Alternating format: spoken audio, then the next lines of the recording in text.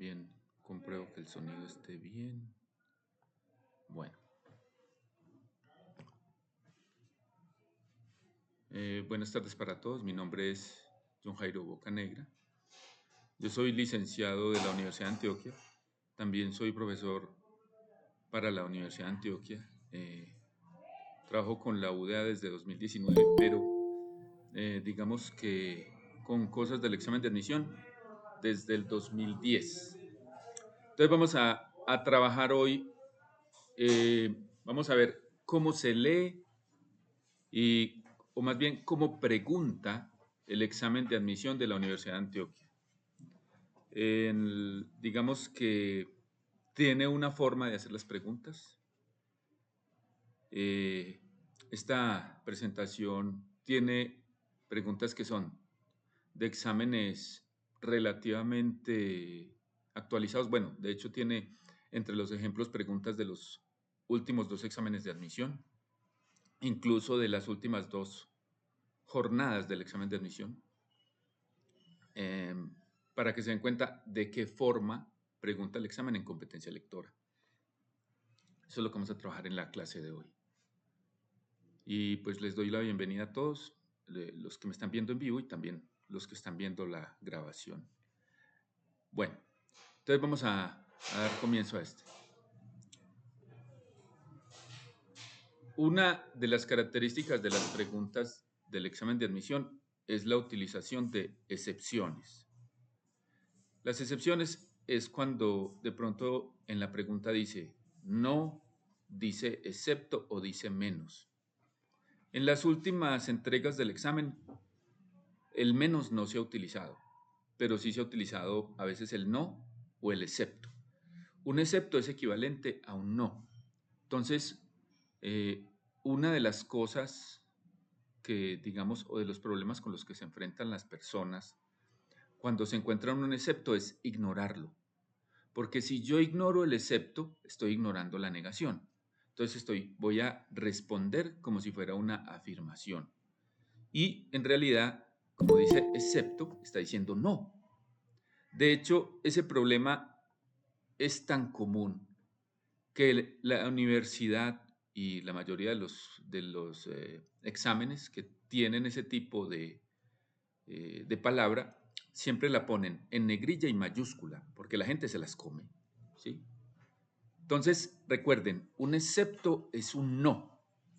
Si yo me encuentro una pregunta con un excepto, hay una ventaja que si uno la sabe utilizar, le sirve, y es, va a haber 3 que sí y una que no.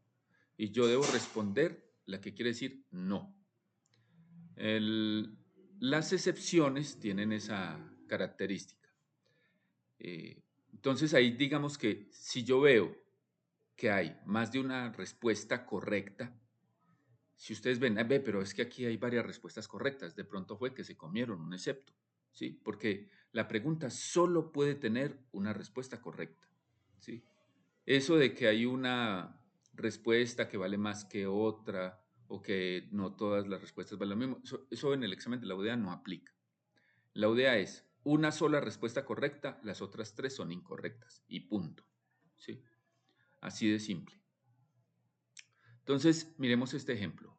Dice, según el autor, con el título El enigma de la poesía, el énfasis recae en la palabra enigma y por eso los lectores podrían pensar que es lo más importante de la conferencia. Entonces, de ello se deduce que en todo título es cierto que, excepto, ¿sí? Entonces recuerden, ahí me están preguntando qué es lo que no es cierto. En una pregunta como esta, por ejemplo, en esta en particular, no necesito devolverme al texto, ¿sí? Va a haber preguntas en el examen que a uno le toca devolverse al texto y va a haber otras que uno las puede responder con el solo enunciado. Esta pregunta, por ejemplo, se puede responder con el solo enunciado. No necesito devolverme al texto. Con lo que está ahí es suficiente. Ahí, ¿cuál sería el excepto?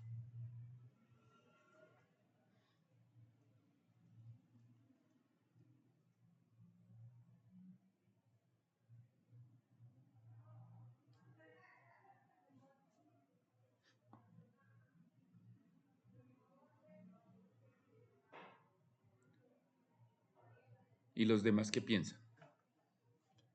Todos los ejemplos que les voy a poner son de un examen de la UDA, ¿sí?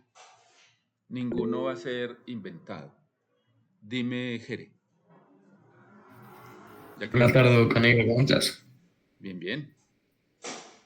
Yo elegiría la B, porque si te das cuenta ahí, no sé si estoy en lo correcto, pero la A, la B y la C son cosas positivas.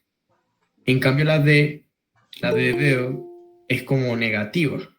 Y también me di Correcto. cuenta que entre la A y la B son muy parecidas. La primera palabra es la más importante, lo que se quiere destacar de nombrarse primero. Entonces, veo como que muy inadecuado elegir entre A y B. Y la C va como por el mismo camino. En cambio, la D se sale. Por tanto, yo elegiría esa. Bueno, ahí, por ejemplo, utilizaste también una estrategia que es muy positiva cuando uno va a responder una pregunta de algún examen, y es tratar de simplificar todo, ¿cierto? Eso aplica no solamente para competencias, sino también para razonamiento. Y es tratar de simplificar todo. Ah, bueno, aquí hay tres positivas y una negativa. Mira que ahí ni siquiera uno tiene que analizar a fondo cada respuesta, sino que si ya lo pones en esos términos, ya con eso es muy fácil decir que la que no es la D, ¿sí? Porque efectivamente la A, la B y la C están hablando positivamente de la primera palabra, mientras que la D está hablando negativamente, ¿sí? Ahora, acá también hay que tener en cuenta, sí, estoy grabando, acá también hay que tener en cuenta, eh, digamos, a qué se vaya a referir el enunciado o qué es lo que quiere decir el autor de la pregunta. Dice, según el autor con el título El enigma de la poesía, el énfasis recae en la palabra enigma y por eso los lectores podrían pensar que es lo más importante. Entonces ahí ya me están diciendo que la palabra enigma es más importante. Ahora, ¿en qué posición está la palabra enigma en lo que está entre comillas? El enigma de la poesía. Ahí se toman en cuenta solamente los dos sustantivos, es decir, enigma y poesía. Ahí no importa el artículo el, ni la preposición de, ni el artículo la. Ahí lo que importan son los sustantivos, que son los que están cargados de significado. ¿Cuál está primero que cuál? Enigma, poesía, está primero enigma. Ah, entonces lo que él está diciendo es que los lectores pueden pensar que como la palabra enigma está de primera, ¿sí? Es lo más importante. Entonces dice ahí, de ello se deduce que en todo título es cierto que, excepto de lo que no se infiere. Efectivamente, se infiere que la primera palabra es más importante, que lo que se quiere destacar debe nombrarse primero, que la primera palabra capta la atención del lector, pero lo que yo no podría inferir es que la primera palabra siempre engaña al lector, ¿sí? Porque ahí no se está hablando de un engaño, ¿sí? Él no está hablando de que engañó o de que tenía la intención de engañar. Entonces el excepto es la D. Efectivamente, muy bien. Yo subo la grabación ahorita, o sea, tan pronto acabe la clase, yo empiezo a subir la grabación. Y eso sí ya depende. A veces ellos tienen que, a veces se demora, no sé qué es lo que revisan, derechos de autor o cosas así. Y bueno, hago la salvedad que todas estas preguntas son propiedad de la Universidad de Antioquia y, y ya estoy respetando los derechos de autor. Vamos con la siguiente. Yo creo que ahí todos les quedó claro que era la D. Si tienen alguna duda, recuerden que para eso estamos. Pregunten. Vamos con otro ejemplo. El ejemplo que acaba de pasar era 2021, un examen del 2021. Veamos este. Dice, el texto relaciona dos actitudes frente a la vida. En la primera, predomina una fe ciega en el futuro. En la segunda, prima el pesimismo. Un sujeto con la primera actitud pensaría que, excepto, ¿cuál creen que es la respuesta correcta ahí?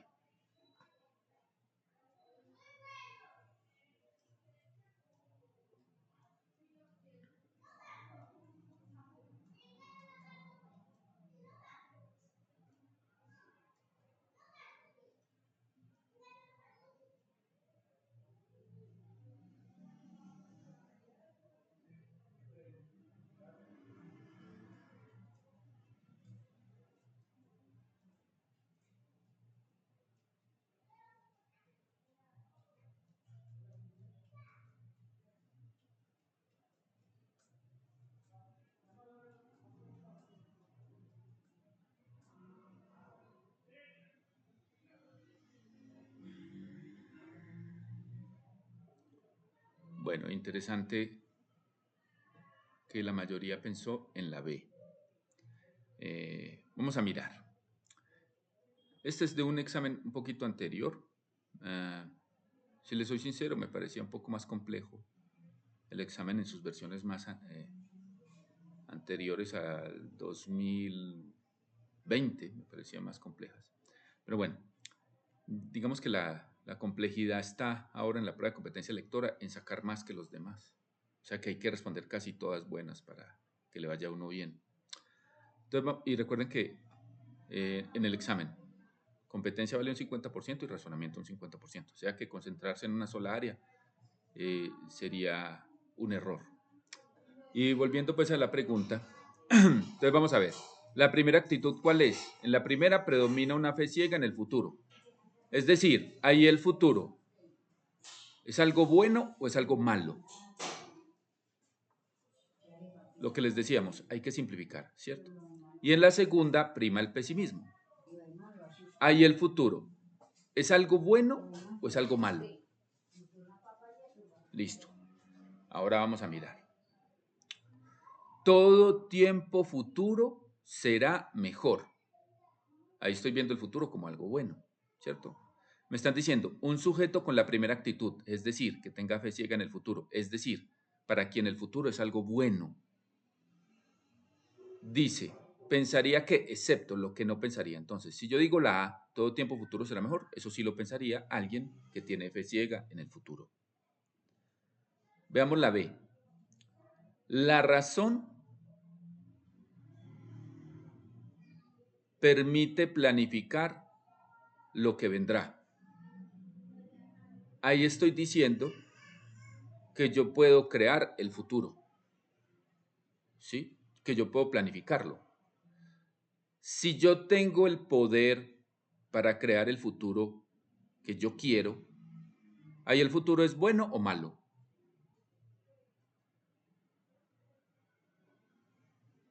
Bueno, o sea que esa actitud también la tendría alguien que tiene fe ciega en el futuro. ¿Sí? Imagínense, lo puede crear a su gusto, está hecho. Veamos la C. El desarrollo y el progreso hará mejor al ser humano. ¿Ahí el futuro es algo bueno o malo?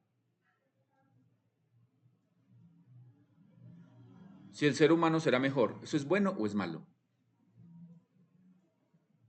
Se sobreentiende que es bueno, ¿sí? Por descarte es la D. ¿Sí? Por descarte es la D. El futuro es algo pasajero. Ahí, en realidad, no hay pesimismo, pero tampoco hay optimismo, ¿sí? Y a mí no me dijeron que escogiera una que fuera pesimista. A mí lo único que me están diciendo es que escoja una que no sea optimista, que ese es el error en que cae también la gente. A veces cuando uno se encuentra un excepto, uno piensa que van a preguntar el antónimo y no, señor. A mí no me están preguntando que si no es el futuro bueno, entonces tiene que ser el futuro malo. No, a mí lo que me están diciendo es que el excepto sea con respecto al futuro bueno. No importa si la opción dice que es malo o no, lo importante es que no diga que es bueno. Y la única opción que no me está hablando de un futuro bueno es la D. ¿Sí está claro? Tengan cuidado con eso, ¿sí? Que a veces la gente comete ese error. Tengo que buscar un antónimo. No, no se trata de eso. Tengo que buscar la que no sea lo que me piden, ¿cierto? Que no sea la de la primera actitud. No significa que sea obligatorio que sea de la segunda actitud, ¿sí? ¿Sí está claro para todos ahí? ¿O hay dudas? Listo, vamos con la siguiente.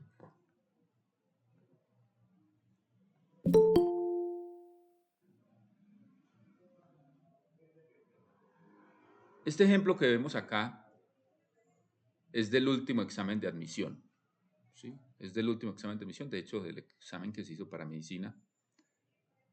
Vamos a echarle un vistazo. Y es otro ejemplo de excepciones. En el párrafo 1, la autora, excepto, ¿sí? O sea, hay tres cosas que la autora sí y una que no. Recuerden que el excepto es una negación. Pero acá, obviamente, sí necesitamos echarle un vistazo al párrafo. Echémosle un vistazo al párrafo.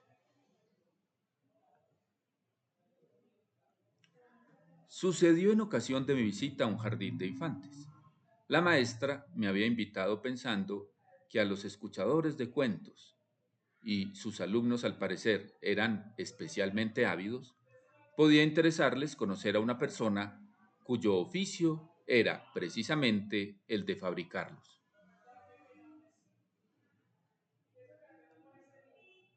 Ahora, ¿cuál creen que es el excepto en este ejemplo?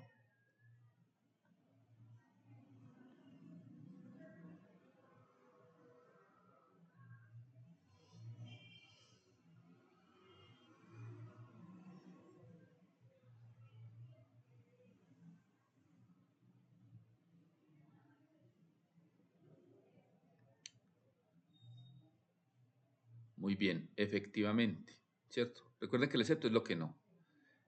Y yo, sin irme muy lejos, es fácil responder la C, ni siquiera tengo que analizar el sí de las otras, que de todas maneras lo vamos a hacer porque es un ejercicio pedagógico, pero acá yo estoy seguro que ella no dio una fecha. Ah, entonces la C es el excepto. Ella no dio una fecha. Pero miremos si efectivamente dio las otras indicaciones. Indica que hablará de una situación que vivió. Indica que hablará de una situación que vivió. Vamos a ver. Sucedió en una ocasión de mi visita a un jardín de infantes. La maestra me había invitado pensando que los escuchadores, bla, bla, bla, podía interesarles conocer a una persona cuyo oficio era precisamente el de fabricarlos. Pues está hablando de una situación vivida, ¿sí? Eso sí. Presenta la circunstancia de un acontecimiento vivido. También está diciendo en qué circunstancias, dónde fue, ¿cierto? Jardín de infantes, que la maestra, etc. Y dice indirectamente su oficio. Sí, porque acá dice que a los niños podría interesarles conocer a una persona cuyo oficio era precisamente el de fabricarlos. ¿Fabricar qué? Cuentos. O sea que indirectamente está diciendo que es una escritora o una autora. ¿Sí? Lo que no es fecha. Acá no da ninguna fecha. Acá no dice el 1 de septiembre. No, no dice nada de eso. ¿Sí? Eso con respecto a los exceptos. ¿Sí? Esa es una típica pregunta del examen, las preguntas de excepción. A veces los exceptos son un problema si la gente se los come, pero otras veces, si uno es consciente de ellos, hacen la pregunta más fácil.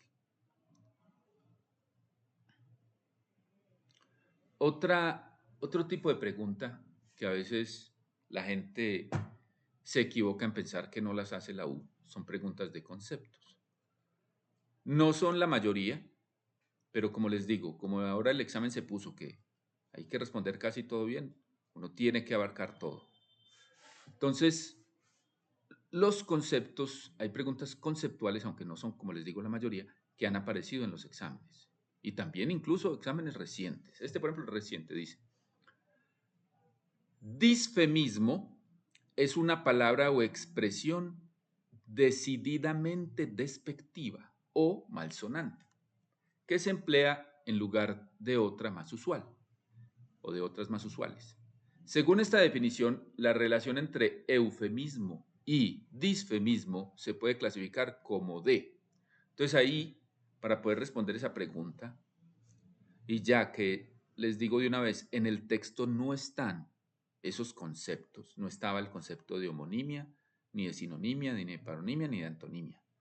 Entonces yo ahí, para poder responder bien esa pregunta, yo tengo que saber qué son las palabras homónimas, qué son las palabras sinónimas, qué son las palabras parónimas y qué son las palabras antónimas. ¿Sí?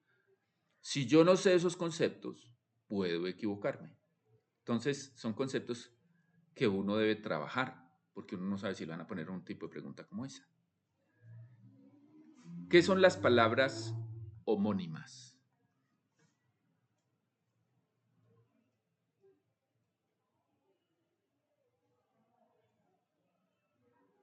O ni idea. Se escriben igual. Sí, las palabras homónimas son las que se escriben igual. También se les puede llamar homógrafas. ¿Sí? Se escriben igual, pero se supone que son palabras diferentes. Y si ustedes miran, eufemismo y disfemismo no se escriben igual. Entonces, esa no puede ser. ¿Qué son las palabras sinónimas? Significan lo mismo, tienen el mismo significado. Eufemismo, que eso sí estaba en el texto, es utilizar una palabra que suene mejor para reemplazar una que suena peor, ¿cierto? O una palabra que tiene un significado positivo para reemplazar una palabra que se considera negativa, ¿sí? Es decir, no es un sinónimo de disfemismo, ¿sí? O sea que la B tampoco es. ¿Qué son las palabras parónimas?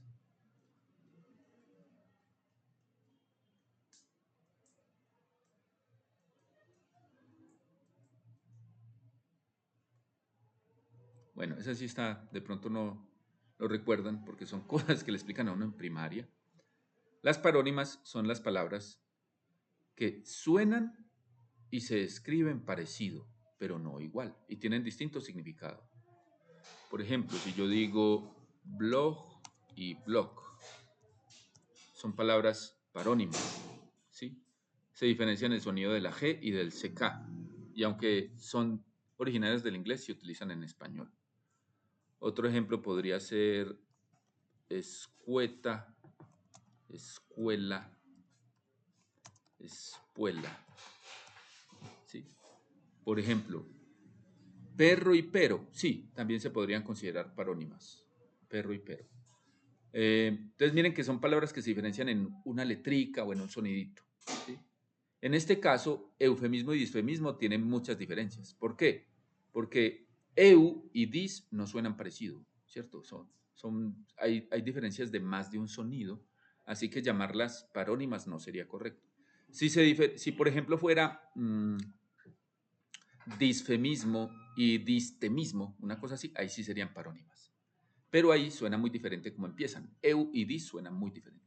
No se considerarían parónimas. ¿Sí? Liga y lija, sí. Entonces, por descarte es la D. Y efectivamente, el significado de eufemismo es contrario del significado de disfemismo. Los antónimos son las palabras que tienen el significado contrario. ¿Sí? Entonces ahí la respuesta sería la D. Entonces, miren que va a haber algunas preguntas que necesitan conceptos. ¿Sí? Y hay ciertos conceptos que va a preguntar la U. Veamos otra. Esta pregunta, por ejemplo, es de tipos de párrafo. Examen del 2021 también. Ahí, para responderlo, es necesario conocer los tipos de párrafos. Me voy a arriesgar a que de pronto entiendan, porque tal vez no es tan complejo, ¿cierto? Que de pronto entiendan esos conceptos. Vamos a mirar el párrafo y ustedes van a decir cuál es la respuesta. Hay múltiples ejemplos, desde el atrevimiento de llamar migrantes internos a los desplazados por la violencia, inseguridad alimentaria al hambre y sectores vulnerables a comunidades en la pobreza, hasta el caso de los grupos armados organizados en los que amanecieron convertidas hace poco en bandas criminales o BACRIM.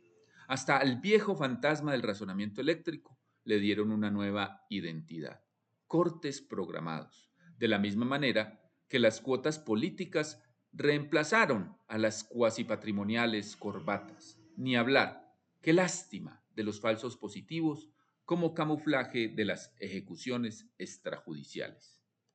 Entonces la pregunta es, ¿qué tipo de párrafo sería ese? ¿Cuál creen que es la respuesta?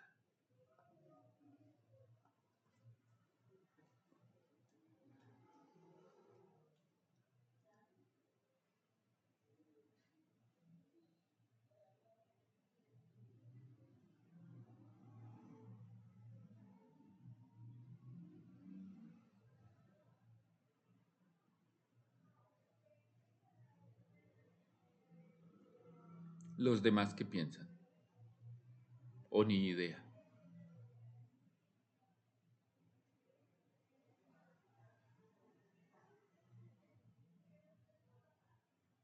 Bueno, miren, los párrafos de descripción, como su nombre lo indica, van a describir algo. Y al decir describir es que van a decir una serie de características, de detalles con respecto a lo que se está describiendo. Los párrafos de ilustración, en este caso ilustrar, no se refiere a ser mamarrachos, a dibujar, sino a ejemplificar. Entonces, los párrafos de ilustración son los que tienen ejemplos. Los párrafos de narración son los que cuentan una historia, es decir, va a haber personajes que realizan acciones en un tiempo y lugar determinados.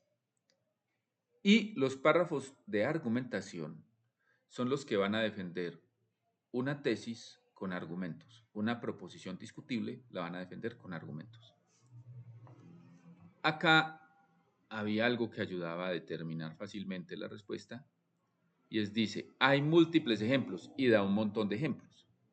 O sea que ese párrafo es de ejemplificación, es decir, de ilustración. ¿Sí?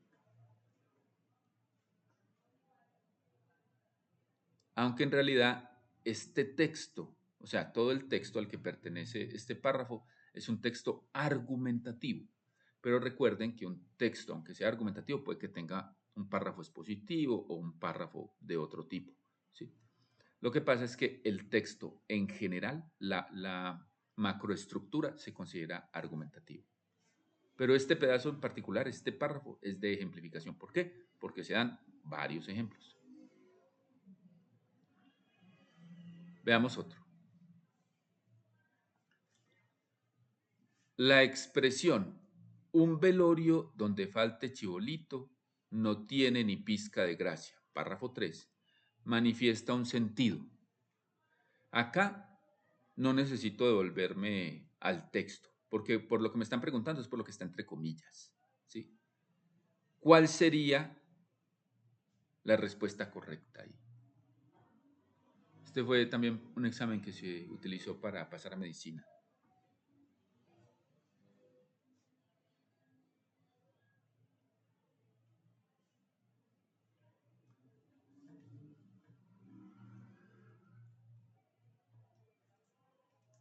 Y tiene que ver con los conceptos de figura literaria.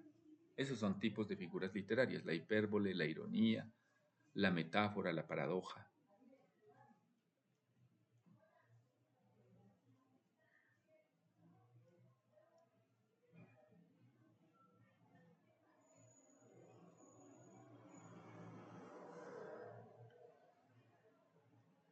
Sí, eso sería paradójico. ¿Sí? ¿Por qué? Porque hay un contraste entre lo que es un velorio, que se supone que es un momento de tristeza, y al mismo tiempo hablan de que tenga gracia, ¿cierto? Entonces se está contrastando la tristeza con la gracia que le pone Chibolito, ¿sí? Ironía no, porque no es que se quiera decir lo contrario de lo que se quiere decir. La ironía es decir lo contrario de lo que quiero decir, ¿sí? Y ahí no es que estén diciendo lo contrario de lo que se quiere decir, no, ahí están diciendo lo que piensan. Una hipérbole es una exageración, y ahí no se está exagerando porque Chibolito se dedicaba a contar chistes en los velorios. Una metáfora es una comparación indirecta, y no es que yo esté diciendo indirectamente que un velorio debe ser cómico, pues eso no tendría sentido. La respuesta es la D. Ya para profundizar ahí sería como ver a profundidad las figuras literarias, pero bueno, eso ya superaría el objetivo de esta clase, que es ver como de qué formas pregunta la U. Y, bueno, acá sí de todas formas también, yo dije que no era necesario si se conocía el concepto, pero también esto puede que ayude a responder.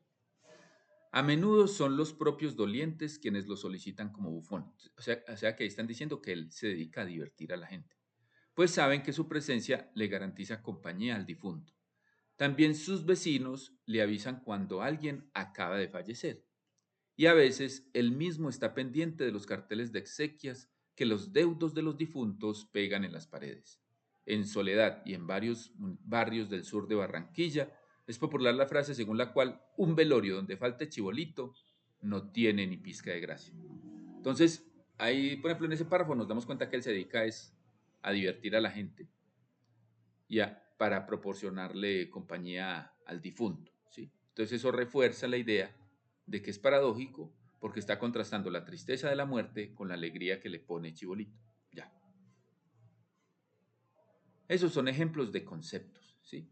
Como vieron, ahí vimos conceptos relacionados con la homonimia, conceptos relacionados eh, con las figuras literarias.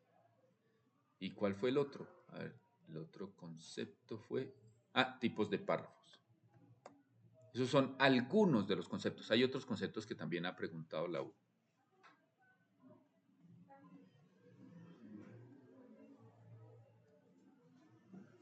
Los niveles de lectura. Este es un tema en el cual se podría profundizar mucho, pero obviamente pues lo vamos a ver de forma superficial. Y es que básicamente toda pregunta redactada por la U, y eso no ha cambiado desde que comenzó el examen hasta ahora, va a preguntar o diseña sus preguntas basados en niveles de lectura, en 3 niveles. El nivel literal, el nivel inferencial y el nivel analógico. Lo literal, en las preguntas literales, me van a preguntar por lo que está en el texto o por un sinónimo de lo que está en el texto. O sea que la respuesta prácticamente va a estar en el texto, ¿sí? Ahí yo no me tengo que salir del texto, ni siquiera un concepto ni nada, no. El texto me lo dice directamente. ¿Cómo identifico yo que la pregunta es literal? Por el verbo que utilice para hacer la pregunta. Por ejemplo, acá dice se refiere al. Cuando dice refiere, indica, señala, alude, menciona, etc., esa pregunta es literal. O sea que ahí, ¿qué tengo que hacer yo para responder la pregunta? Rastrear la palabra o las palabras del enunciado en el texto. Buscarlas. Rastrear es buscarlas.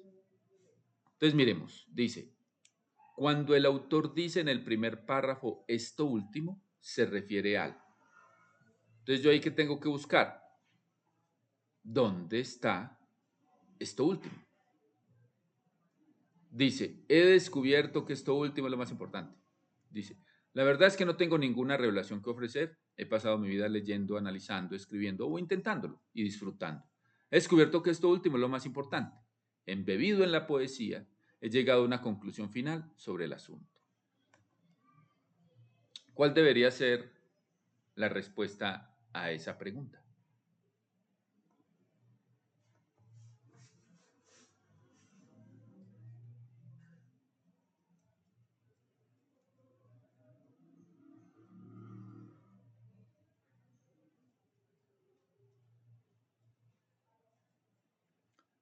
Yo les digo algo, en las preguntas literales, uno no se debería equivocar, porque esas están, digámoslo así, regaladas, ¿sí? Es cuestión de saber buscar.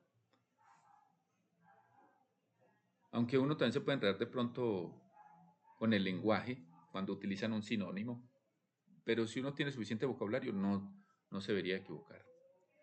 Bueno, todos están con la B, vamos a ver.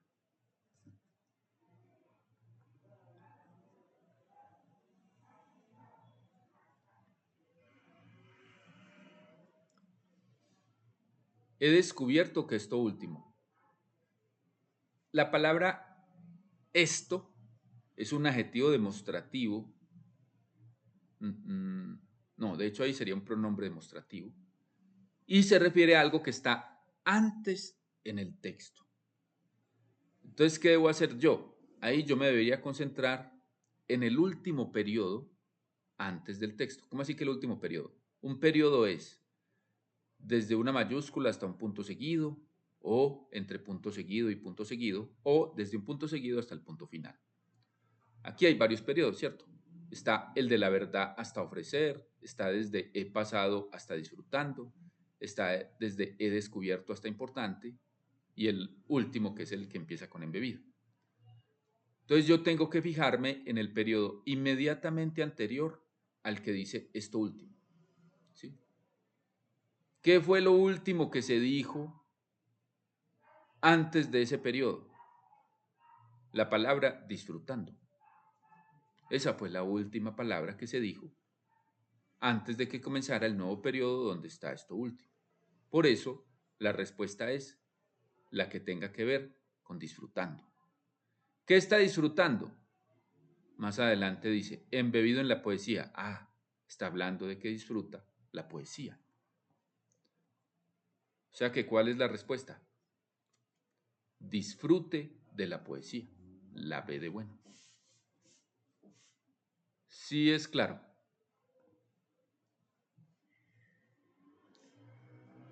Bueno, vamos con otro ejemplo. El nivel inferencial. En el nivel inferencial, lo que me van a pedir no está tal cual en el texto. ¿Sí? Ahí me toca inferirlo, ¿sí? Deducirlo, interpretarlo, sacar una conclusión. ¿Cómo sé si la pregunta es inferencial? Por el verbo que se utiliza en el enunciado.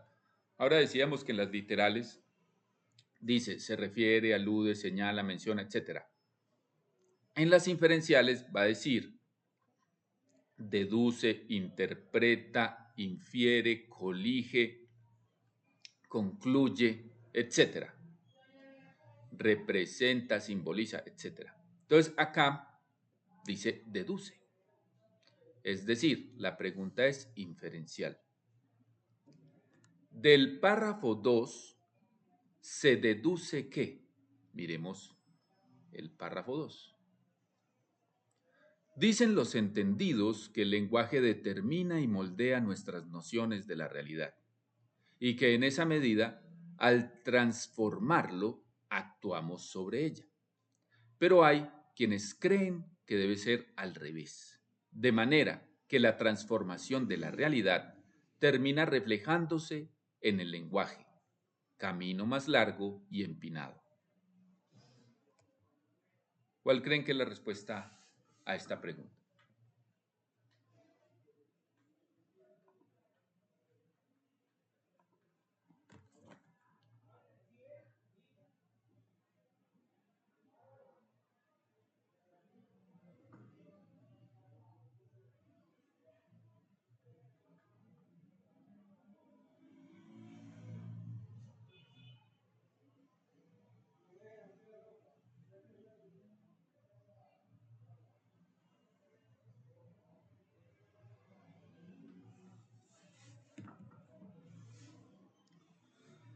Bueno, veo que la mayoría está con la B.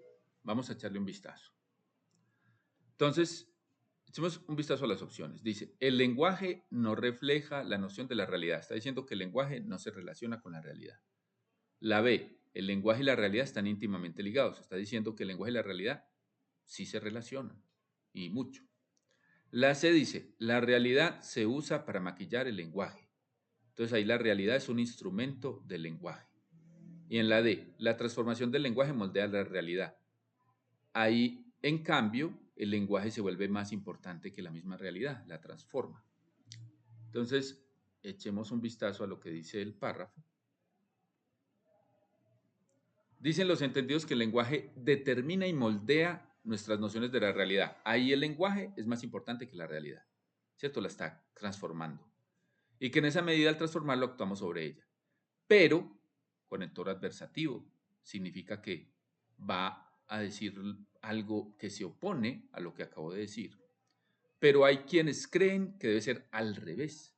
De manera que la transformación de la realidad termina reflejándose en el lenguaje, camino más largo y empinado. Entonces ahí se vuelve más importante la realidad que el lenguaje. Entonces están las dos versiones. ¿Sí? En uno el lenguaje determina la realidad, o sea, el lenguaje es más importante. Y en la otra, la realidad es al contrario. ¿Sí? Lo único que yo puedo saber ahí es que hay una relación entre la realidad y el lenguaje, ¿sí? En unos es más importante el primero, en otros es más importante el segundo. Entonces yo no me puedo quedar con una opción que sea parcial, ¿cierto? Por ejemplo, la C es un pedacito del texto, la D es otro pedacito del texto. La A se opone a lo que dice el texto. La respuesta efectivamente es la B. El lenguaje y la realidad están íntimamente ligados.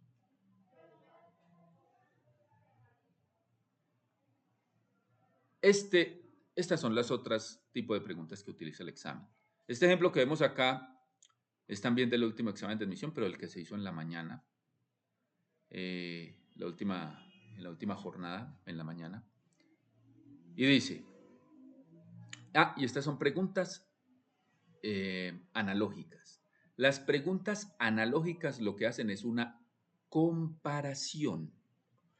Entonces puede que me comparen una parte del texto con otro texto, o una parte del texto con una situación hipotética, o si hay varios textos, el primer texto con el segundo texto, etc. Acá no necesito devolverme al texto, ¿sí? Yo puedo responder porque lo que están haciendo es comparar una situación hipotética con una parte del texto, y acá me están diciendo cuál parte del texto es. Entonces dice, cuando el autor dice que quedan explicitados, registrados y convertidos en material económico, cuando no literalmente en propiedad, para las empresas que poseen las principales plataformas y soportes del entorno digital, está poniendo de relieve una crítica que se puede ejemplificar con este caso. Entonces, ahí me están comparando el texto con una situación hipotética, ¿sí? ¿Cuál sería la respuesta a esa pregunta? Normalmente se considera que las literales son más fáciles, luego las inferenciales aumentan la dificultad y finalmente se consideran que las analógicas son más difíciles que las otras dos.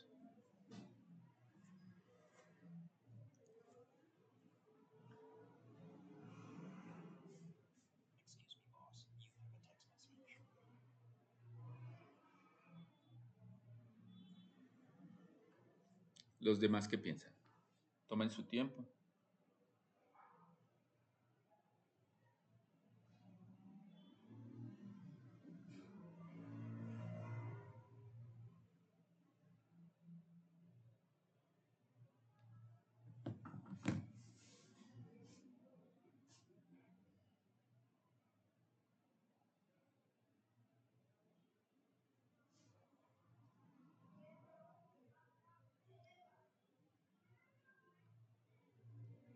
Bueno, dice, el autor dice, quedan explicitados, registrados y convertidos en material económico cuando no literalmente en propiedad para las empresas que poseen las principales plataformas y soportes del entorno digital. Entonces yo tengo que buscar una situación en lo que publique una persona se convierta en propiedad de la plataforma donde lo publica, ¿sí? Eh, y sobre todo desde el punto de vista económico, ¿sí? Entonces miremos, vamos a verlo, ya que dijeron la A, vamos a verlo de abajo hacia arriba. Una publicidad de una cadena de supermercados que llega al spam del correo de un usuario. Ahí a ese usuario no están tomándole algo de él y lo están usufructuando, es decir, no están explotando algo del usuario, no, le están poniendo publicidad de alguien más. O sea que ahí no se ejemplificaría eso. Veamos la C. Un video que alguien comparte en Facebook. Entonces ese alguien que está compartiendo el video es el propietario del video, ¿cierto? Es la persona, es el usuario. Lo comparte en Facebook, o sea, lo está poniendo en una plataforma. Hasta ahí podría ser. Pero después dice, invitando a seguir las redes sociales de una celebridad de Hollywood, pero le está haciendo es propaganda a otro, ¿cierto? Digamos que ahí tampoco está mostrando que la plataforma Facebook lo está explotando, ¿sí? A ver, a mí relacionar los diferentes textos se me hace un poquito complicado. ¿Recomiendas ejercicios específicos para estas preguntas? Pues desde luego, o sea,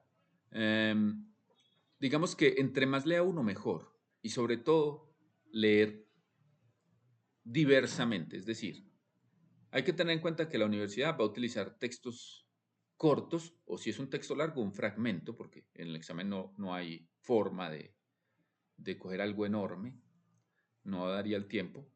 Entonces, uno tiene que acostumbrarse a leer varios textos de diferentes tipos, ¿sí? Los que más ha utilizado la U, y últimamente se ha equilibrado un poco, ha utilizado sobre todo textos argumentativos, como en este del examen de la mañana, y textos narrativos, como lo hizo en el examen de la tarde, en el último examen. Entonces, es leer sobre todo textos narrativos y textos argumentativos, cortos, ¿sí? Es decir, si yo me voy a leer, por ejemplo, Cien años de soledad, pues cualquier lectura que uno haga le sirve, pero para el examen en particular, no. O sea, tengo que leer ensayos cortos, columnas de opinión, cosas así. Y también lo mismo, leer como cuentos, ¿sí? No una novela, porque si ponen una novela van a ponerse una página, ¿sí? Entonces yo debo acostumbrarme a diferentes autores, diferentes formas de pensar, diferentes formas de escribir. Entonces ahí digamos que inicialmente la idea sería leer textos cortos de diferentes autores y de diferentes tipologías, especialmente argumentativos, narrativos. Y también el examen ha utilizado textos expositivos, aunque en los últimos 5 años creo que solo he utilizado uno, pero uno no sabe. Expositivos sí ha utilizado varias veces, entonces es mejor leer también expositivos. En ese caso, como por ejemplo artículos científicos eh, o noticias, reportajes, ¿sí? Bueno, textos informativos. Retomando acá, sigamos analizando esto. Bueno, y ya con respecto a la comparación, también para las preguntas analógicas es bueno estudiar analogías, porque las preguntas son como analogías grandes, son analogías donde se comparan varios conceptos. Entonces, lo más básico de eso son las analogías, ¿cierto? Comparar una palabra con otra, pero acá ya es una frase con otra, ¿cierto? Entonces, empezar por analogías simples y después irlas volviendo más complejas. Y retomando esta pregunta, íbamos con la B. Una selfie publicada en Instagram, entonces ahí el usuario está publicando en una plataforma en Instagram, gracias a la cual el sujeto aumenta el número de seguidores. Ahí no me están diciendo que la plataforma se está aprovechando del material del usuario y me están diciendo que el usuario obtuvo más seguidores. O sea que ahí digamos que el que obtuvo la ventaja fue el usuario. Ahí no se están aprovechando de él como lo dice el texto. Por descarte es la A y veamos por qué es la A. Un video personal que un sujeto sube a YouTube. Hasta ahí lo mismo de ahorita.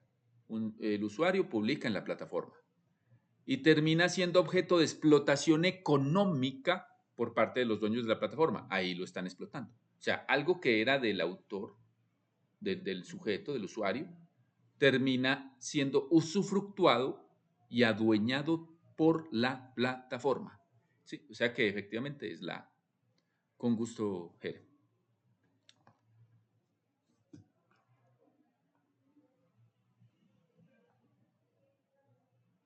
Esos son los niveles de lectura.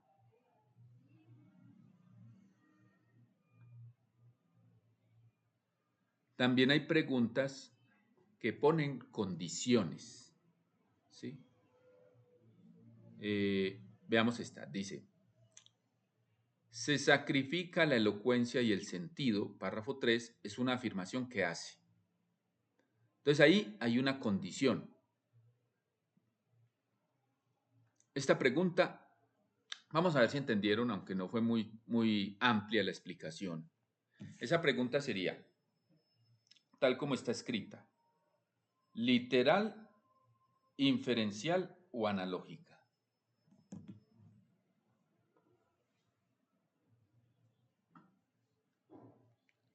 Sí, sería literal. Entonces, echémosle un vistazo.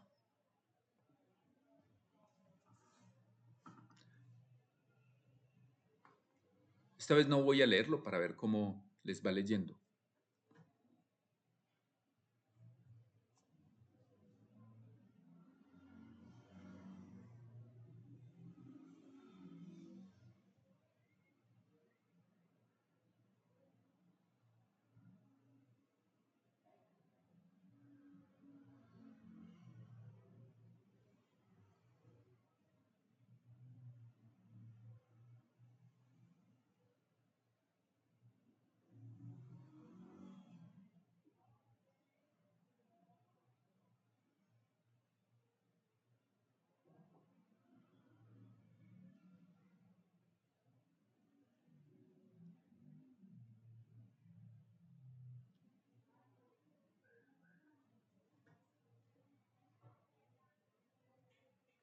¿Cuál creen que es la respuesta ahí?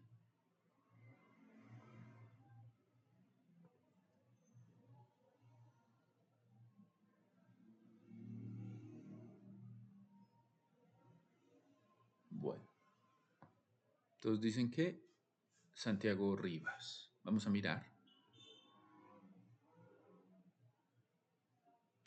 Entonces hay que preguntarse quién es Sergio Roncayo, quién es Federico Arango y quién es Ludwig Wittgenstein. Acá mencionan a Wittgenstein cuando dicen perspectiva wittgensteiniana. Federico Arango es el autor de todo el texto. ¿Sí? Ahí se ven la referencia. La referencia es eso que está al final, de donde dicen de dónde sacaron el texto, quién lo escribió, etc. Pero, ¿quién dijo que se sacrifica la elocuencia del sentido? Dice, para él, de esta manera se sacrifica la elocuencia del sentido. Ah, pero ¿para él quién? Explica Santiago Rivas, presentador del programa de televisión Los Puros Criollos, quien ha estudiado este fenómeno por su cuenta. Para él, o sea, para Santiago Rivas, de esta manera se sacrifica la elocuencia y el sentido. Ya. O sea que efectivamente es Santiago Rivas. Muy bien ahí. Veamos esta otra. Con las expresiones guiño y buen hombre, párrafo 2, el autor se refiere respectivamente a. Entonces ahí hay que mirar el párrafo 2.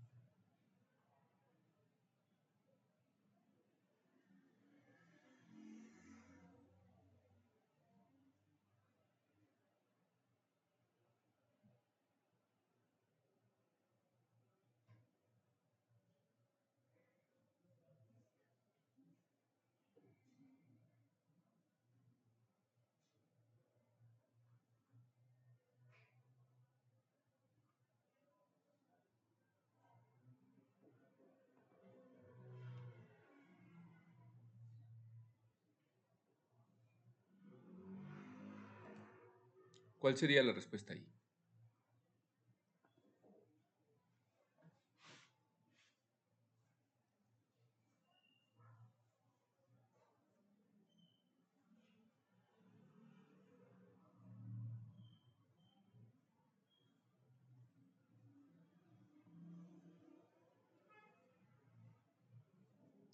Bueno, acá vamos a retomar lo de las condiciones, ¿sí?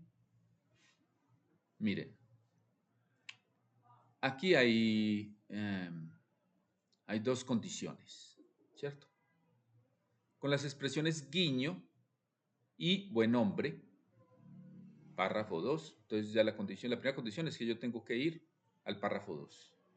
Y el autor se refiere, como dice el autor se refiere, significa que las palabras guiño y la frase buen hombre están tal cual en el texto. Esa es otra condición, o sea que yo debo buscar donde el autor dice guiño y donde dice buen hombre. Y hay otra condición, dice respectivamente. O sea que tiene que ser en el mismo orden. ¿Sí? Para saber a qué se refiere, entonces yo primero voy a tener que nombrar a qué se refiere el guiño, tiene que ir de primero. Y a qué se refiere buen hombre, tiene que ir de segundo.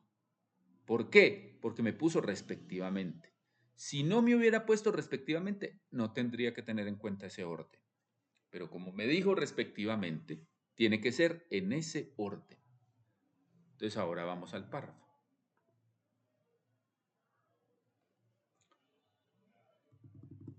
Dice, eso está en el último periodo, dice, cuando escucho a cualquier orador latinoamericano diciendo que la depuración de las costumbres políticas es un propósito nobilísimo e insoslayable, no me acuerdo de Cicerón. A veces también para entender los textos, aunque no me lo estén preguntando, es muy importante la cultura general. Cicerón fue un orador muy famoso del Imperio, bueno, de hecho de la República Romana. Eh, Él era muy bueno para los discursos. Y dice, sino de Cantinflas. Cantinflas fue un cómico mexicano famoso por, como se dice en Antioquia, y me disculpan, hablar mierda. O sea, él hablaba, pero no decía nada. ¿Sí? Entonces hablaba y echaba mero discurso, pero no decía nada. Era muchas palabras para decir nada, y eso se consideraba cómico, ¿cierto? Por eso, insisto, sonrío. O sea, ya no le da rabia, sino que ya sonríe. Y hasta lo tomo como un guiño que el buen hombre me hace para que no me aburra. ¿Quién es el buen hombre? Cualquier orador latinoamericano. ¿Sí? ¿Cuál es el guiño? La utilización de palabras rebuscadas, es decir, como en el ejemplo que él pone, la depuración de las costumbres políticas es un propósito nobilísimo e insoslayable. Listo. Entonces el guiño es el uso de palabras rebuscadas y el buen hombre sería el orador latinoamericano. Entonces veamos. Como dice respectivamente, buen hombre va de segundo. La C no se puede porque ahí el buen hombre iría de primero. ¿Sí? Entonces la C no puede ser. Golpe en el hígado no tiene que ver. Columnista latinoamericano, él lo utilizó antes. Y además pone el orador también de segundo. Ahí no habría guiño, ahí solo hay el buen hombre. ¿Sí? Por descarte es la D. Y efectivamente el guiño es el uso del lenguaje rebuscado y el buen hombre es el orador. Sí, queda claro, porque vi que algunos dieron una respuesta diferente. ¿Sí es claro?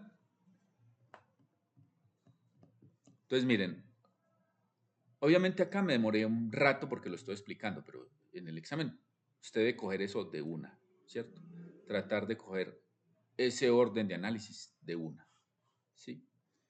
Y cuidado con ese respectivamente. Recuerden, cuando dice respectivamente, hay que respetar el orden. Hay que respetar el orden. Vamos con la siguiente.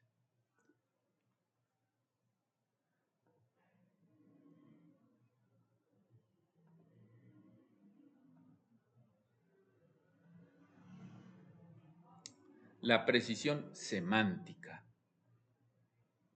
La precisión semántica se refiere a conocer muy bien el significado de las palabras. ¿Sí? Entonces, es entender el significado desde varios puntos. Los significados de las palabras se pueden trabajar de muchas formas, de forma contextual, de forma directa e incluso mediante el uso de la etimología. En la frase del párrafo 1, todo lo hermoso es amable. A ver yo si está el párrafo. Sí. El término amable significa. En la frase del párrafo 1, todo lo hermoso es amable, el término amable significa. Veamos el párrafo.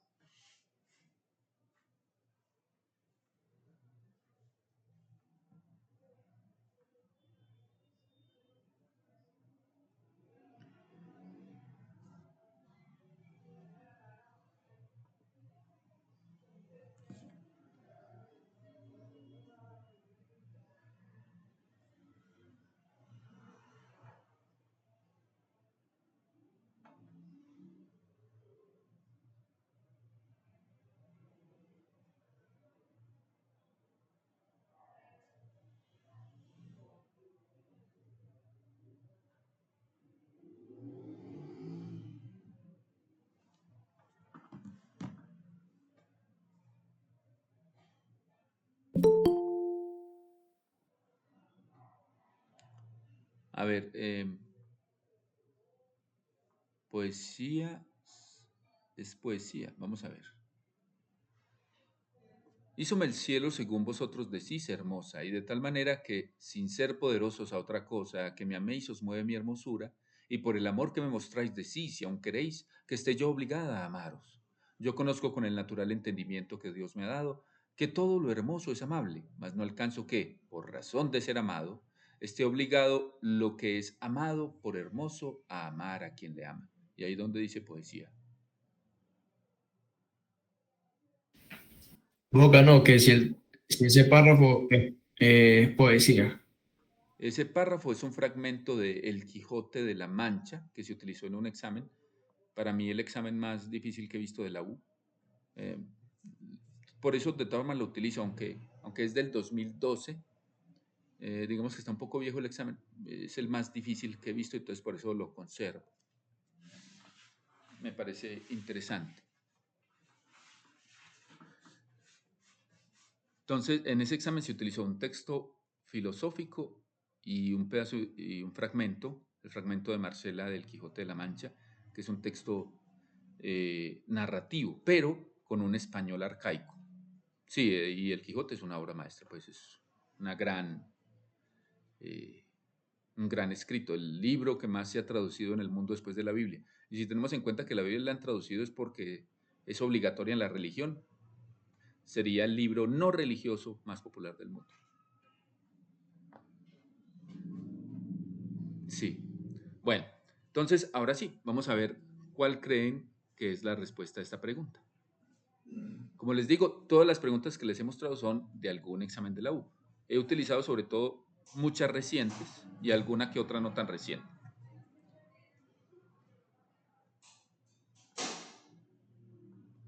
¿Cuál creen que es la respuesta ahí?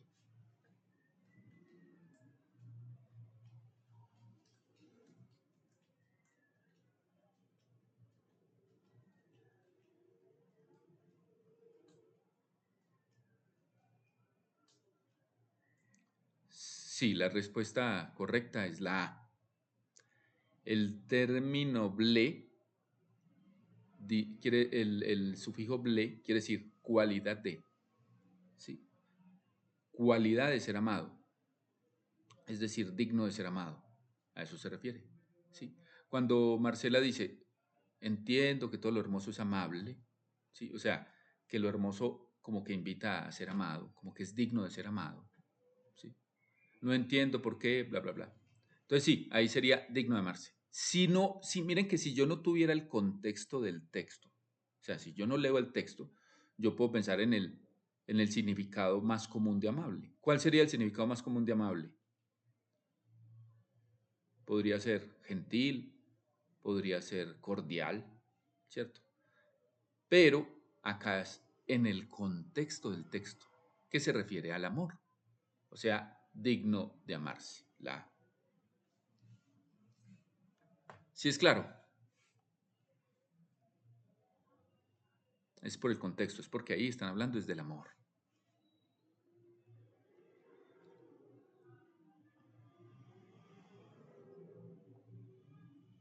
Veamos este otro. El término esparcidos significa en el texto.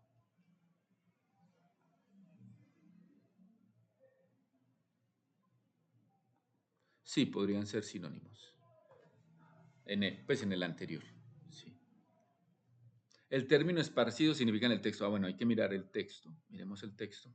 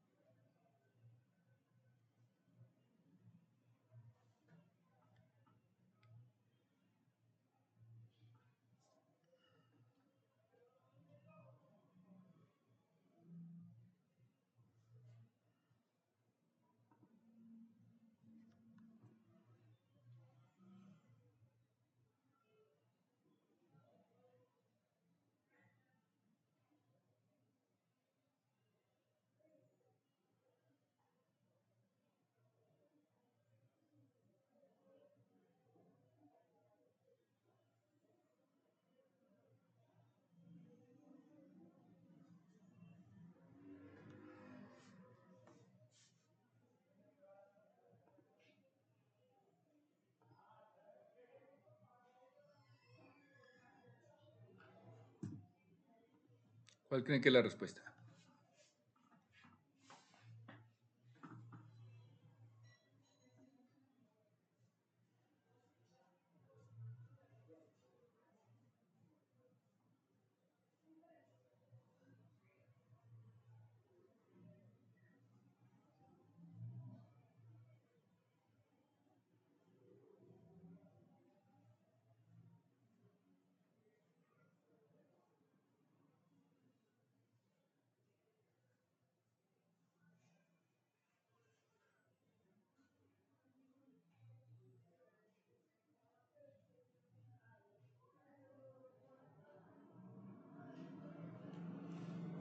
¿Los demás qué piensan?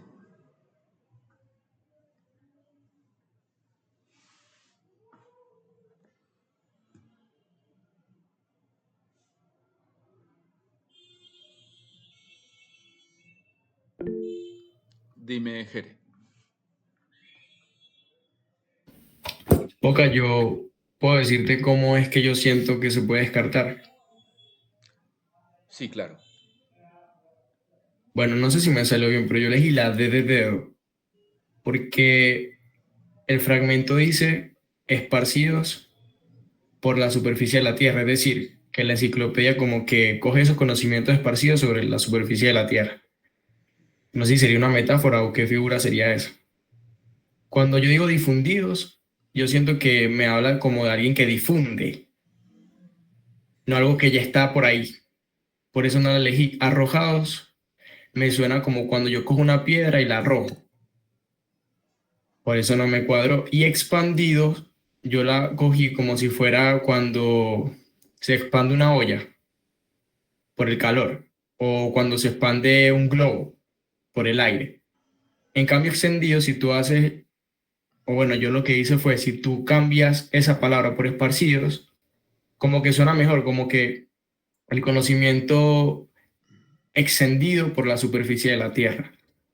Y en ese sentido, humildemente, no sé si me salió bien, elegí la de... Bueno, miren, en esta pregunta hay que tener muy claro, y esta les digo, esta era difícil, ¿cierto? En su momento el que le tocó fue difícil, porque de hecho son palabras que tienen significados similares, ¿sí? Si uno se va al diccionario de la RAE, que es el diccionario que se utiliza normalmente en el examen, eh, las palabras extender y expandir se podrían tomar como sinónimos. Por ejemplo, extensiones de cabello. ¿Qué están haciendo con el cabello? Que sea más largo. Y expandir también es aumentar el tamaño, ¿sí? Por ejemplo, los expansores de lóbulos que se utilizan en las orejas. Esos tienen que ver con aumentar el tamaño. Arrojar es tirar. Difundir tiene dos significados. Por un lado es comunicar, pero por otro lado también es eso, es llegar a varios sitios, es llegar, se refiere a varios lugares, ¿cierto? Por ejemplo, eso tiene que ver, por ejemplo, las emisoras de radio, se les puede llamar radiodifusoras. Ellas, digámoslo así, mandan su señal para todas partes, ¿sí? Eh, Técnicamente hablando, desde el lenguaje, la palabra más adecuada es difundir ahí para esparcir, sobre todo por la forma en que se está diciendo en el texto. Sí, porque hay que tener en cuenta también eso, el contexto. Dice, Diderot definía así la finalidad de la obra. El objetivo de una enciclopedia es reunir los conocimientos esparcidos sobre la superficie de la Tierra. Hombre, uno podría decir, bueno, están a lo largo del planeta o qué sé yo, pero ahí se refiere sobre todo a que esos conocimientos, precisamente la palabra conocer, ya se saben, ¿sí? Es decir, el objetivo es difundirlos, es que todos lo conozcan, ¿sí? Y alguien ya lo comunicó en algún momento para que él lo pueda conocer, para que el que va a hacer la enciclopedia lo pueda conocer. ¿Sí? Acá es muy importante, como les digo, la precisión léxica. Por eso les decía que son preguntas de precisión léxica. Acá es bueno remitirse al diccionario de la RAE. De hecho, miremos Miremos, por ejemplo, la palabra esparcir.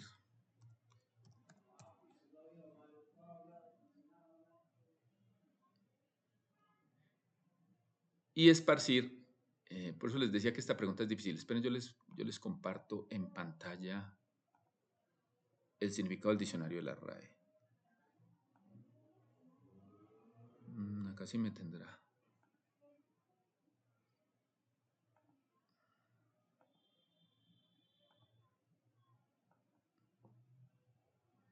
Miren que ahí están varios significados. Estamos hablando de esparcir. Primero, extender lo que está junto o amontonado. ¿Sí? No es que el conocimiento esté amontonado, a eso no se refería Diderot. Divulgar, publicar, extender una noticia. Está hablando de que se comunicó el conocimiento, porque eso es a lo que se refiere. ¿Sí? Ese es el objetivo de él también. Divertir, desahogar, recrear. Ese sí se aleja. ¿Sí? Entonces, eso es esparcir. Yo tengo que coger cuál es el objetivo. ¿Sí? Entonces, si yo digo que es que está amontonado y lo voy como a, qué sé yo, hagan de cuenta que yo cojo una sábana que está enrollada y yo la extiendo. Ahí se refería a expandir y eso sería extender. Pero el objetivo de Diderot no es coger un conocimiento que esté amontonado, porque de hecho no está. Antes está por todas partes. No es que esté amontonado en un solo lugar. A él se refiere a que ha sido comunicado, ¿sí? Por alguien y él quiere en algún punto de la tierra y él quiere precisamente hacer eso, pero todo el que lo hayan hecho, con todo el que lo hayan hecho. Entonces, dependiendo de donde yo lo tome, miren que cambia el sinónimo. Si yo lo tomo como en el ejemplo de la sábana, sería extender. Pero si yo lo tomo como está en el texto, va más por ese lado. Difundir. ¿Sí? Por eso les decía que esa era tremenda pregunta. Tremenda. Y eso es muy, ahí uno tiene que saber demasiado de significados para poder responder adecuadamente. De hecho, en el fondo, miren que tengo, a propósito, en el fondo hay una imagen del Quijote. Bueno, sigamos.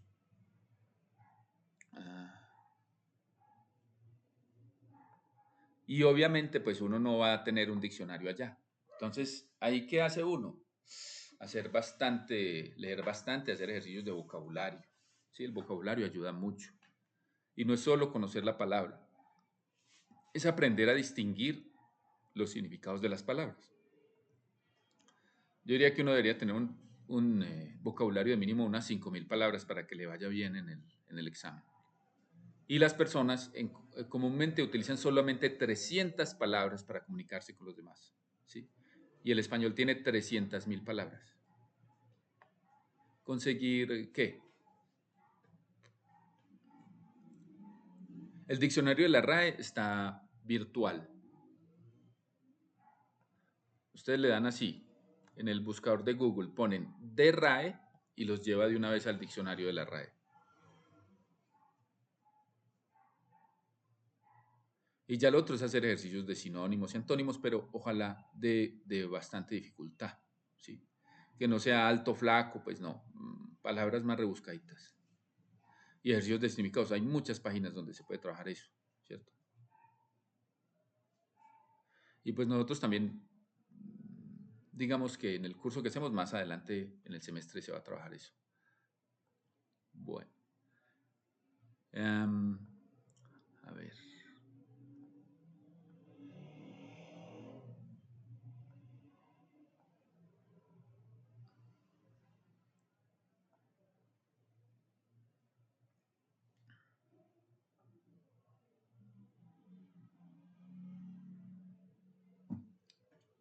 Ve esta pantalla porque cambió así, tan raro.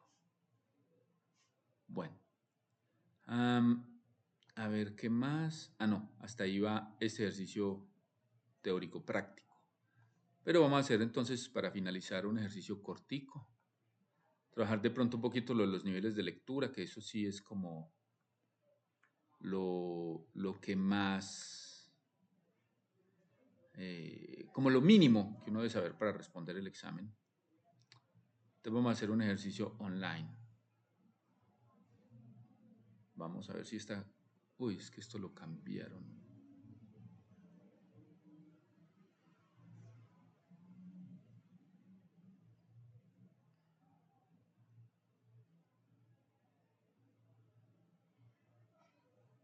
Esperen, yo les comparto.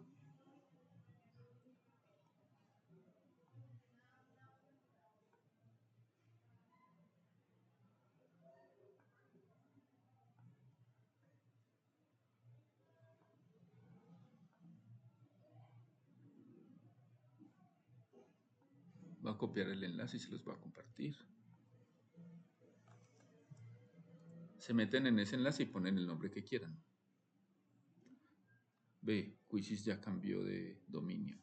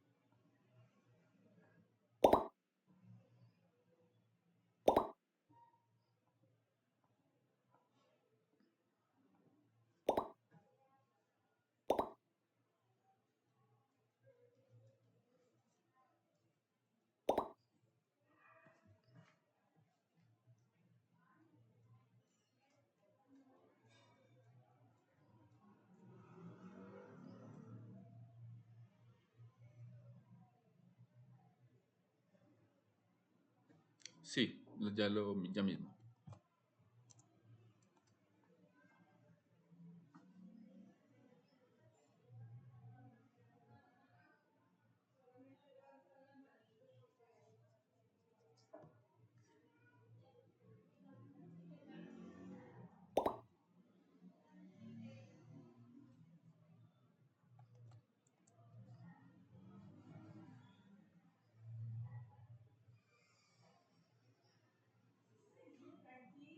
Pero sí, hubo gente que se salió.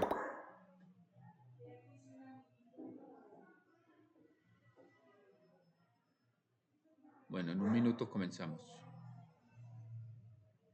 Con gusto. Comenzamos en un minuto. Bueno, aunque creo que ya no se va a unir nadie más.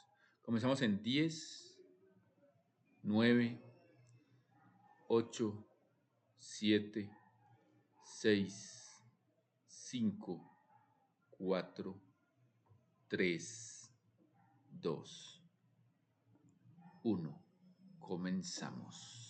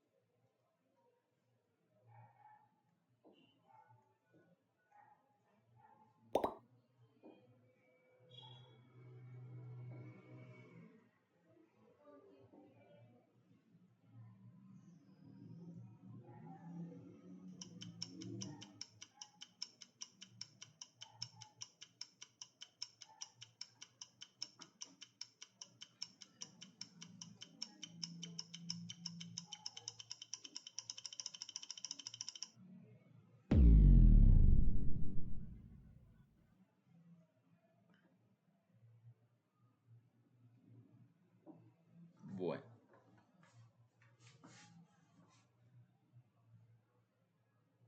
Entonces, miremos la respuesta correcta. La respuesta correcta es espina.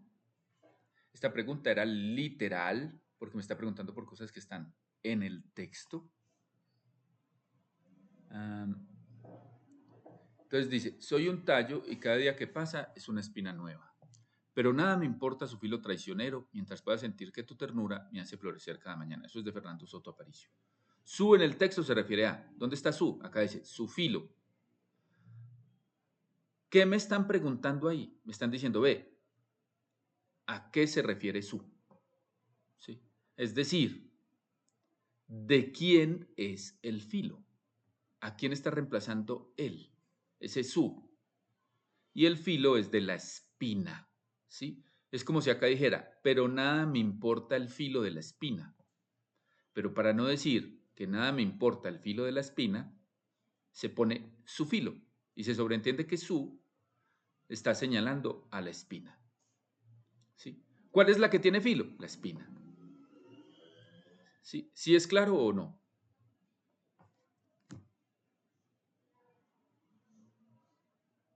Sí es claro, porque veo que muchos pusieron otras cosas. En ese tipo, cuando se utilizan los posesivos, su, mi, sus, etcétera, nunca es lo que está después del posesivo. Es decir, filo no podía ser porque su se refiere a algo que está antes. Si yo digo su, es porque ya dije antes la palabra a la que se refiere. Eso no se utiliza a posteriores, ¿sí? Entonces, ahí no podía ser filo, porque filo está después. De hecho, lo que me está preguntando, ¿de quién es el filo? De la espina, ¿sí? Ahora, el filo no es del tallo, porque el filo está en la espina, ¿sí? Y tampoco es de día. Entonces, la respuesta era espina. Vamos con otra.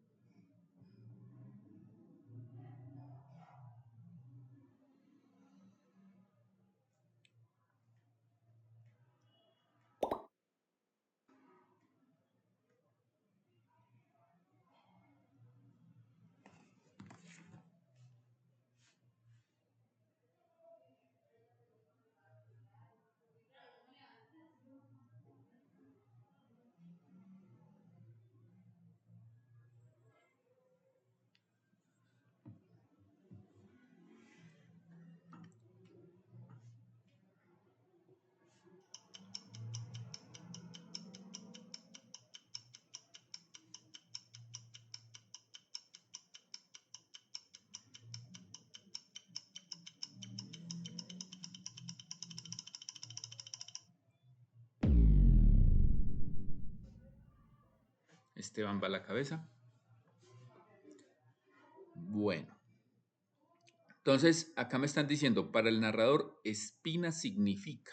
Ojo, dice significa y dice que para el narrador, o sea que yo no debo tomar el significado directo. El significado directo sería parte filosa de una planta o punzón o chuzo. Esto es un fragmento de un poema de Fernando Soto Aparicio, entonces yo tengo que tomarlo como qué es lo que quiere decir el autor, ¿sí? Y obviamente quien escribió eso no es un tallo, es una persona. O sea que ahí todo lo que él dice significa otra cosa, no lo puedo tomar literal, ¿cierto? Esta pregunta es inferencial, ahí me toca inferir que es para el autor una espina. Y una espina, para responder esa pregunta, es muy simple. ¿La espina es algo bueno o es algo malo? Uno responde, bueno, eso es algo malo porque chuza, ¿cierto? A menos de que uno sea pues masoquista o algo así. Pero entonces se toma como algo malo. ¿Cuál de los significados que hay ahí inferir, que son inferibles, o sea, problema, sufrimiento, sentimiento profundo, implica algo malo? Problema, sufrimiento. Porque un sentimiento profundo puede ser algo bueno o algo malo. Y se descartan punzón y chuzo y parte filosofía de una planta porque ese es el significado directo. Eso es como si yo dijera que quien escribió eso es un tallo. No, quien lo escribió es una persona, ¿sí? Y él está diciendo metafóricamente, está diciendo indirectamente, está diciendo en sentido figurado lo que él siente. Entonces él se compara con un tallo, pero no es que él sea un tallo. Y él compara sus problemas con espinas, ¿sí? Entonces la respuesta ahí sería problema, sufrimiento, ¿sí? Pregunta inferencial y se infiere eso porque la espina tiene una connotación negativa. Sí es claro, sí es claro, hay dudas ahí. Listo, vamos con otra. Recuerden que tienen un tiempo límite, pero también aprovechenlo, no respondan a la hijo de madre. Ubíquense primero, bueno, esta pregunta es literal, si es literal, busco la palabra. Esta pregunta es inferencial, bueno, ¿qué puedo concluir de aquí? Esta pregunta es analógica, bueno, ¿cómo se compara esto con esto? Vamos con la siguiente.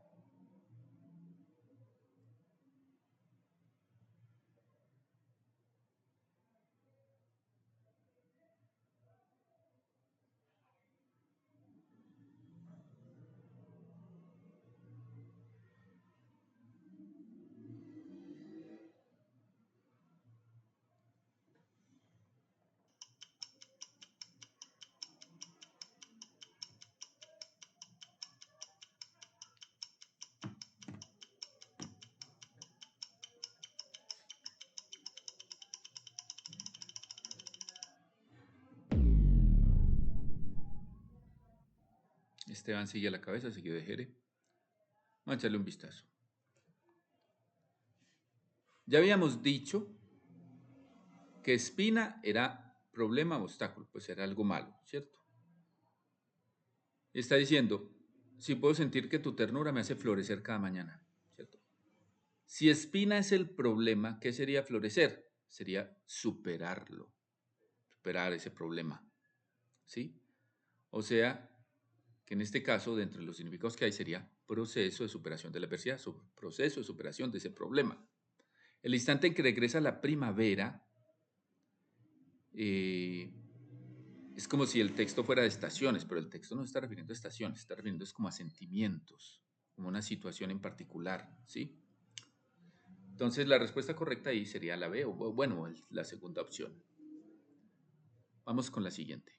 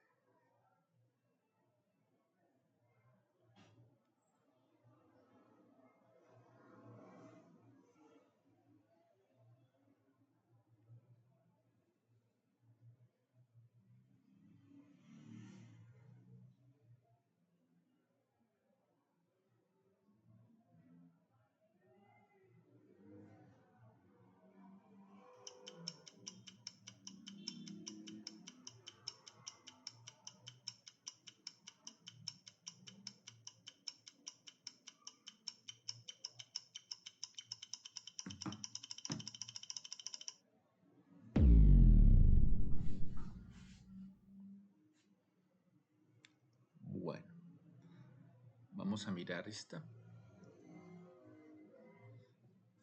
La situación presentada en el texto se asemeja a un caso en el cual, como les decía, las preguntas analógicas, yo debo ver qué se está comparando con qué. Entonces yo debo mirar los aspectos más importantes que se pueden comparar.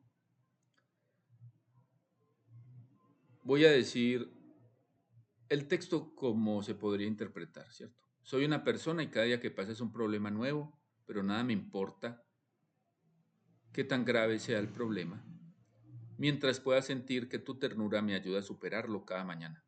Más o menos así se interpretaría.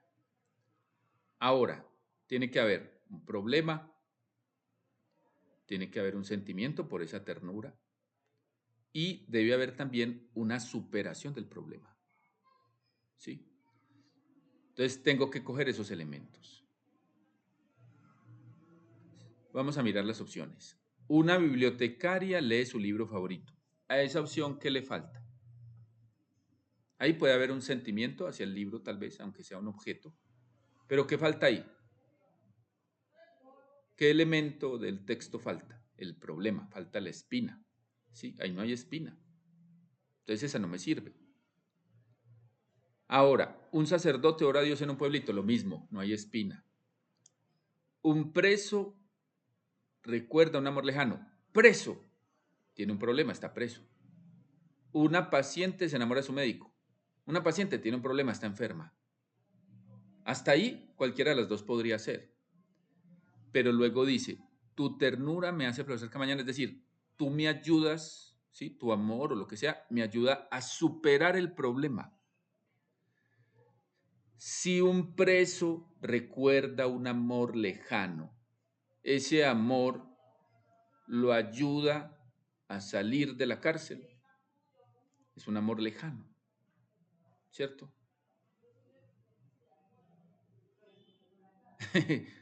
Bueno, eso es un poquito, pero bueno. Y esta otra, una paciente se enamora de su médico. ¿Será que su médico le ayuda a superar su problema de salud? ¿Cuál es la respuesta a eso? ¿A qué se dedica un médico? Ahí está. Y como se enamora de él, está el sentimiento. Por eso, la mejor es esa opción y no la del preso. Pero sí está claro por qué o no. Otra cosa es, si dijera, un preso se enamora de su abogada, ahí sí, la abogada le estaría ayudando a salir, ¿cierto? Se supone que es el trabajo de ella, ¿sí? Pero en este caso es un amor por allá lejos. Pues sí, le ayuda a pasar los días, pero no a superar el problema. ¿Sí es claro o no? Cuando miren una pregunta analógica, deben comparar esos elementos, fijarse cuáles son los elementos. Ah, esto sí tiene los elementos del texto. Tiene la espina, tiene el florecer, tiene la ternura. Ah, bueno, vamos con otra. Creo que aquí ya en la que sigue cambiamos de texto. Ah, no.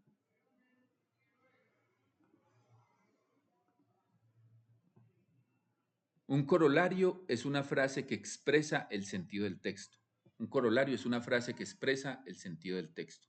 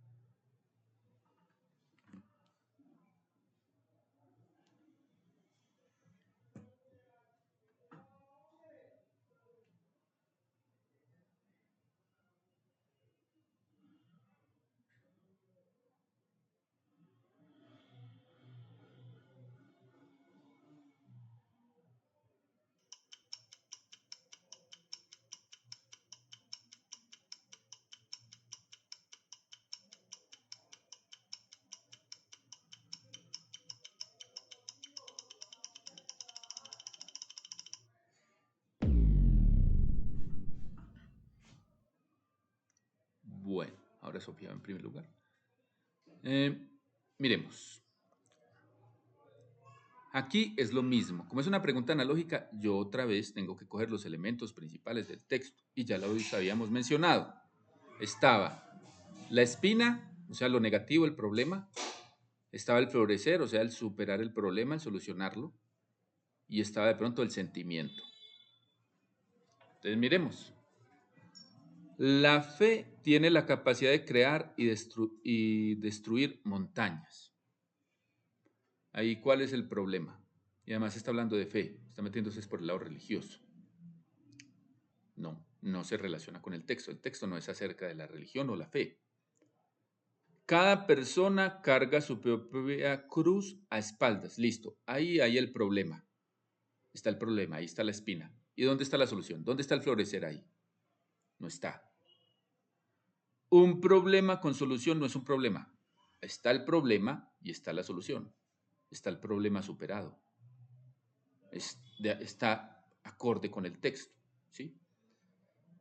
El que a buen árbol se arrima, buena sombra lo cobija. Listo, ahí puede que esté bien porque hay alguien que le está ayudando. Pero, ¿y dónde está el problema ahí? ¿Dónde está la espina en esa frase? Entonces, la correcta es la C o la tercera opción. ¿Sí es claro por qué o no?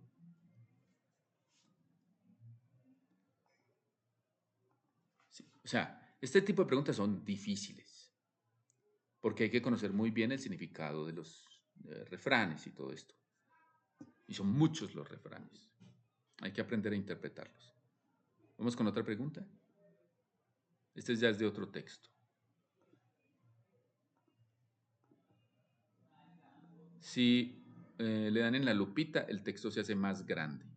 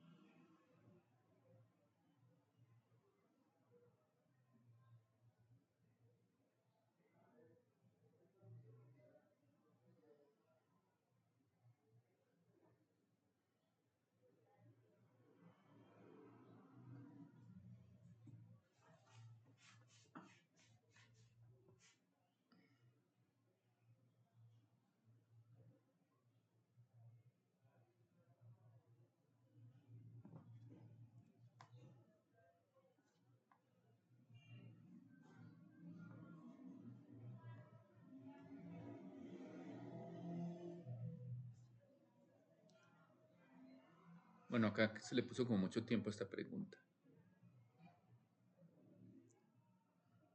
Cuando falten 30 segundos, finalizo la pregunta porque creo que es suficiente tiempo.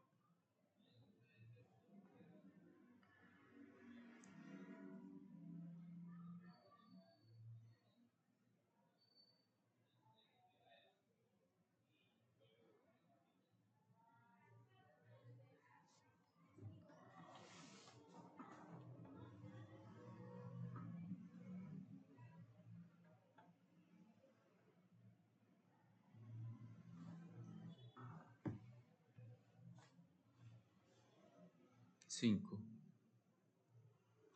4, 3, 2, 1.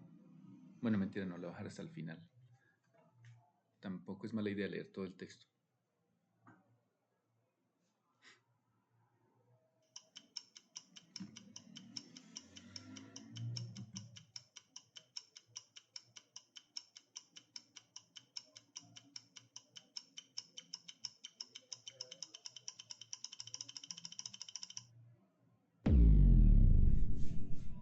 Bueno, la mayoría lo contestaron bien. Miren, solamente los demás fue que no alcanzaron a responder. Pero dice, en el segundo párrafo se desvirtúa a los opositores, o sea, se habla mal de los opositores, de la tauromaquia. ¿De qué forma? Entonces miremos. Segundo párrafo, o sea, donde dice sin embargo. Sin embargo, creo que los opositores no entienden en lo más mínimo lo que es el toreo. Entonces, ¿cómo? Denunciando su falta de comprensión en el arte del toreo. ¿Sí? Y digo arte en este caso por lo que dice el texto. ¿Sí? Esa es otra cosa. Ustedes a veces se van a encontrar un texto con el que no están de acuerdo, pero de todas formas ustedes deben responder según lo que dice el texto. ¿Sí? Por ejemplo, personalmente no estoy de acuerdo con el toreo. ¿Sí? Me parece que uno no debe jugar con la comida, pero de todas formas uno tiene que estar listo para responder las preguntas sin importar si el texto está con las ideas de uno o no. Esa es una de las dificultades de la competencia lectora, la subjetividad. Entonces acá es denunciando su falta de comprensión, ¿sí? ¿Por qué? Porque dice, los opositores no entienden en lo más mínimo lo que es el toreo. Ya, la respuesta es esta. Vamos con la siguiente.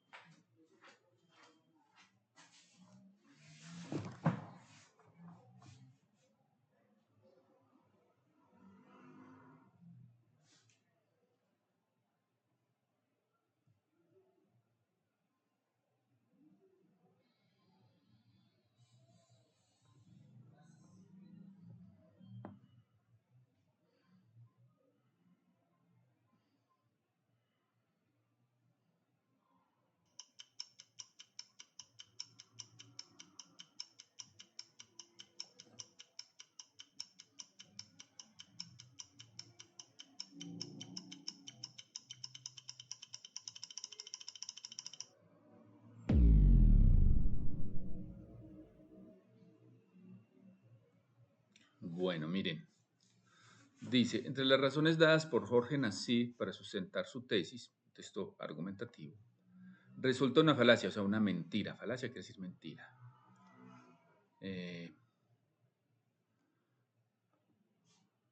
Entonces dice, decir que es un arte, pues para otras personas la tauromaquia puede no tener absolutamente nada artístico. Hay una cosa y es que el arte no es un concepto científico. O sea que, para darles un ejemplo, hace un par de años un hombre compró una banana en un puesto y fue a un museo en Nueva York, y él es un artista famoso, y cogió cinta Maquistec, de esa cinta gris, la pegó en un muro blanco, la banana, y llamó a eso una obra de arte, y la vendió en $1.000.000. El arte es una vaina relativa, eso no tiene una definición científica. Así que llamar arte a eso, pues puede que uno no esté de acuerdo, pero como el arte no tiene una definición científica, él si quiere lo puede llamar arte. ¿Sí? O sea, eso no sería una falacia. Citar a David Silvestre, pues él es reconocido torero que evidentemente tendrá la misma opinión del autor respecto a la tauromaquia. Y eso porque es un error. Si él está utilizándolo para sustentar su tesis, eso no es una mentira. Está citando a alguien que sabe de toros. Eso no es una mentira. Recurrir a un referente histórico para expresar que, aunque desde los inicios de la tauromaquia ha habido detractores, nunca han logrado impedirla. Ahí también está hablando algo cierto en su momento, ¿sí? Y me están preguntando es cuál es una mentira. ¿Cuál es una mentira?